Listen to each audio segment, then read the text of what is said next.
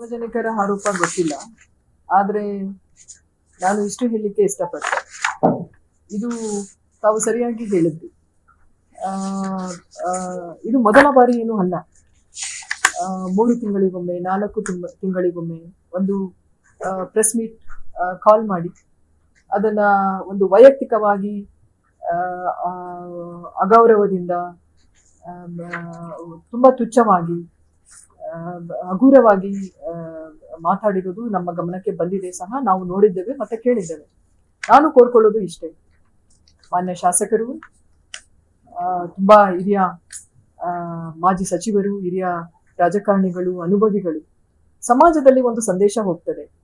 ಒಬ್ಬ ಅಧಿಕಾರಿಗಳು ತಪ್ಪು ಮಾಡಿದ್ರೆ ಖಂಡಿತ ಅವರಿಗೆ ಸರಿ ದಾರಿಗೆ ಹೋಗೋ ಹಾಗೆ ಅಥವಾ ಒಂದು ಕಾನೂನಿನ ಚೌಕಟ್ಟನ್ನ ಮೀರಿ ನಾವು ಕೆಲಸ ಮಾಡಿದ್ರೆ ಅದಕ್ಕೆ ಅದರದೇ ಆದ ಒಂದು ನಿಯಮಗಳ ಅಡಿಯಲ್ಲಿ ಅವರಿಗೆ ತಾವು ತಿಳಿಸುವ ಅವಕಾಶ ಖಂಡಿತ ಇದೆ.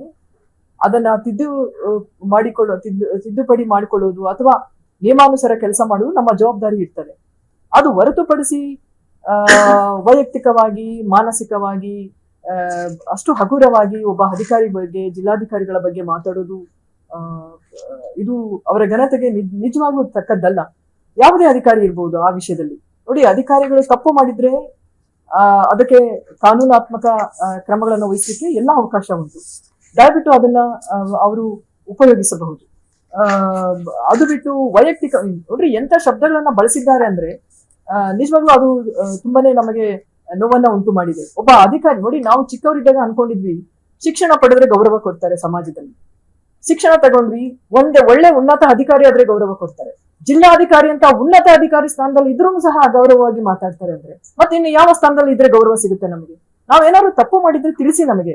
ಖಂಡಿತವಾಗಿ ನಾನು ಕಾನೂನಿನ ಚೌಕಟ್ಟನ್ನ ಹೊರತುಪಡಿಸಿ ನಾವು ಕೆಲಸ ಮಾಡೋಕೆ ಬರೋದಿಲ್ಲ. ನಾನು ಅಂತಲ್ಲ, ಯಾವ ಅಧಿಕಾರಿಗಳು ಮಾಡ್ಲಿಕ್ಕೆ ಬರೋದಿಲ್ಲ. ಯಾಕಂದ್ರೆ ಉತ್ತರವನ್ನ ಕೊಡ್ಬೇಕಾಗ್ತದೆ. ನಾವೆಲ್ಲ ಬದ್ಧತೆಯಿಂದ ಕೆಲಸ ಮಾಡ್ಬೇಕಾಗ್ತದೆ. ನಮ್ಗೆಲ್ಲ ಒಂದು ನಿಯಮಗಳಿದೆ. ಆ ನಿಯಮದ ಚೌಕಟ್ಟಿನಲ್ಲೇ ನಾವು ಕೆಲಸ ಮಾಡೋದು ಸಹ. ಅದನ್ನ ಹೊರತಾಗಿ ನಾನೇನು ಮಾತಾಡ್ಲಿಕ್ಕೆ ಇಷ್ಟಪಡೋದಿಲ್ಲ. ಬಟ್ ಕೋರ್ಕೊಳ್ತೇನೆ, ಈ ತರ ಮಾತಾಡೋದು ಖಂಡಿತ ತಪ್ಪು. ಯಾಕಂದ್ರೆ ಇದು ಏನಾಗ್ತದೆ, ಒಂದು ಸಂದೇಶ ಏನಾಗ್ತದೆ, ಒಬ್ಬ ಜಿಲ್ಲಾಧಿಕಾರಿಗಳಿಗೆ ಇಷ್ಟು ಹಗುರವಾಗಿ, ಇಷ್ಟು ಕೆಟ್ಟದಾಗಿ, ಇಷ್ಟು ಕೀಳ ಮಟ್ಟದಲ್ಲಿ ಎಲ್ಲಿಂದ ಹಿಡ್ಕೊಂಡು ಬಂದಿದ್ದಾರ್ರಿ? ನಾವು ಸಂವಿಧಾನಾತ್ಮಕವಾಗಿ ಒಂದು ಸಮಾನತೆಯಲ್ಲಿ ಸಂವಿಧಾನಾತ್ಮಕಕ್ಕೆ ಬಂದಿರೋ ಹಕ್ಕು ಇದು ನಮಗೆ. ಯಾರು ಬಂದು ನಮ್ಮನ್ನ ಕರೆದು ತಂದು ಇಲ್ಲಿ ಎಲ್ಲಿಂದನೂ ಹಿಡಿದು ಬಂದು ಕೂಡಿಸಿಲ್ಲ ಇಲ್ಲಿ ನಮಗೆ ಈ ಸ್ಥಾನಕ್ಕೆ ಬರುವಾಗ ನಮ್ಮದೇ ಆದ ಒಂದು ಹೋರಾಟ ಇದೆ, ನಮ್ಮದೇ ಆದ ಒಂದು ಸ್ಟ್ರಗಲ್ ಇದೆ. ಅದನ್ನ ಅರ್ಥ ಮಾಡ್ಕೊಳ್ಬೇಕು ಅವರು. ಈ ರೀತಿ ಕೀಳ ಮಟ್ಟದಲ್ಲಿ ಮಾತಾಡಿದ್ರೆ ಏನ್ ನೋಡಿ, ನನಗೆ ಎಷ್ಟು ಅಧಿಕಾರಿಗಳು ಹೇಳ್ತಾರೆ, ಅವರ ಬಗ್ಗೆ ಭಯ ಬೀಳ್ತಾರೆ ಮಾತಾಡ್ಲಿಕ್ಕೆ, ಬರವಣಿಗೆಯಲ್ಲಿ ಕೊಡ್ಲಿಕ್ಕೆ ಇದು ಮಾಡ್ತಾರೆ. ಒಂದು ಸಾರ್ವಜನಿಕ ವೇದಿಕೆಯಲ್ಲಿ ಒಬ್ಬ ಅಧಿಕಾರಿಯನ್ನ ಅಷ್ಟು ಹೀನಾಯವಾಗಿ ಕೀಳ ಮಟ್ಟದಲ್ಲಿ ಮಾತಾಡ್ತಾರೆ ಅಂದ್ರೆ ತಪ್ಪು ಅಲ್ಲ ಇದು? ಯಾವ ಮೆಸೇಜ್ ಹೋಗ್ತದೆ ಸಂದೇಶ ಸಮಾಜಕ್ಕೆ? ನಾನು ತಪ್ಪು ಮಾಡಿದ್ದರೆ, ನಮ್ಮ ನಿಯಮಾನುಸಾರ ನಾವು ಮಾಡಿಲ್ಲ ಅಂದ್ರೆ ಅವ್ರಿಗೆ ಖಂಡಿತ ಅಧಿಕಾರ ಇದೆ ಅದನ್ನ ತಿದ್ದಲಿಕ್ಕೆ ಅಲ್ಲ, ಅವರಿಗೆ ಎಲ್ಲ ಕಾನೂನಾತ್ಮಕ ಎಲ್ಲಾ ಅವಕಾಶಗಳು ಇದೆ. ಯಾಕಂದ್ರೆ ಅವರು ಶಾಸಕರಿದ್ದಾರೆ, ಒಬ್ಬ ಜನಪ್ರತಿನಿಧಿ ಇದ್ದಾರೆ, ಎಷ್ಟೋ ಜನಗಳನ್ನ ಅವರು ರೆಪ್ರೆಸೆಂಟ್ ಮಾಡ್ತಾರೆ. ಬಟ್ ಮೆಸೇಜ್ ಏನು ಹೋಗ್ತದೆ ಇದರಿಂದ? ಇನ್ನು ಗ್ರಾಮ ಪಂಚಾಯತಿದು ಹೇಳ್ತಾನೆ, ಇದನ್ನಲ್ಲೇ ಸ್ಪಷ್ಟೀಕರಣ ಕೊಡ್ತಾನೆ. ನೋಡಿ, ನಾವು ಗ್ರಾಮ ಪಂಚಾಯತಿಯನ್ನ ರಿಸರ್ವೇಶನ್ ಮೀಸಲಾತಿಯನ್ನ ಮಾಡ್ತೇವೆ. ನಮ್ಮಲ್ಲಿ ಒಂದೀಗ ಪತ್ರಿಕಾ ಪ್ರಕಟಣೆಯನ್ನು ನಾನು ಕೊಡ್ತಾ ಇದ್ದೇನೆ. ಯಾಕಂದ್ರೆ ಇದು ತಪ್ಪು ಮೆಸೇಜ್ ಯಾರಿಗೂ ಹೋಗೋದು ಬೇಡ. ಅವ್ರು ಏನ್ ಹೇಳ್ತಾರೆ, ಇಲ್ಲ ಮೀಸಲಾತಿಯ ನಿಯಮಗಳನ್ನ ಗಾಳಿಗೆ ತೂರಿ. ನೋಡಿ, ಖಂಡಿತ ನಾವು ಮೀಸಲಾತಿ ನಿಯಮಗಳನ್ನ ವೈಲೇಷನ್ ಮಾಡಿಲ್ಲ. ಕರ್ನಾಟಕ ಗ್ರಾಮ ಸ್ವರಾಜ್ ಮತ್ತು ಪಂಚಾಯತ್ ರಾಜ್ ಅಧಿನಿಯಮದಲ್ಲಿ ಜಿಲ್ಲಾಧಿಕಾರಿ ಮೀಸಲಾತಿಯನ್ನ ನಿಗದಿಪಡಿಸೋದು. ತಹಸೀಲ್ದಾರು ಅಲ್ಲ, ಅಲ್ಲಿನ ಬೇರೆ ಯಾರೂ ಅಲ್ಲ, ಶಾಸಕರು ಅಲ್ಲ. ಜಿಲ್ಲಾಧಿಕಾರಿಗಳಿಗೆ ತಹಸೀಲ್ದಾರ್ ಕೊಟ್ಟಿರೋದನ್ನ ಜಿಲ್ಲಾಧಿಕಾರಿ ನೋಟಿಫಿಕೇಶನ್ ಮಾಡೋಕ್ಕಿಲ್ಲ.